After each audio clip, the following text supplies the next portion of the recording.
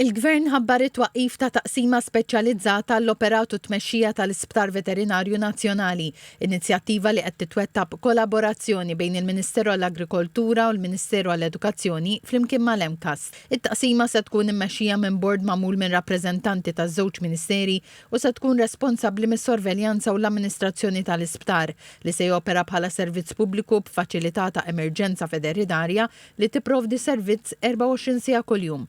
Il-Gvern spjega li dan se jiżgura li s-sidin tal-annimali kollhom aċċess kontinwu għal kura veterinarja essenzjali, speċjalment f'każijiet urġenti u speċjalizzati li jkollhom bżonn faċilitajiet apposta fi sptar veterinarju.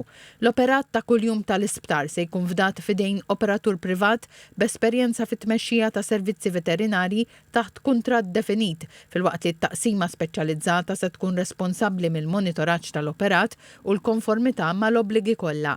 Il-Gvern qal ukoll li l-isptar se jservi bħala ċentru ta' taħriġ u edukazzjoni għall-istudenti tal-EMCAS b'mod partikolari dawk l-istudenti li qed isegwu korsijiet veterinarji sabiex jiksbu esperjenza prattika f'ambjent kliniku reali.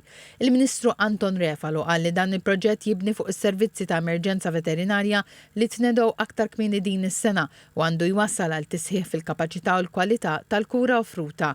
Il-Ministru Clifton Grima qal li bħalissa hemm 15-il student u studenta isegwu l-kors tal-Mediċina Veterinarja fl-EMCAS li tnieda fl-2024 u li mistenni wassal għall-ewwel gradwazzjoni fl-2029.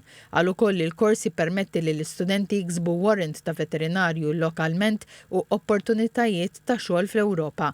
Is-Segretarju Parlamentari Alicia Buġeja Said qalet li permezz ta' dan il-proġett se tkompli tissaħħaħ il-kura veterinarja f'Malta filwaqt li jiżdiedu l-opportunitajiet edukattivi għall-istudenti Maltin.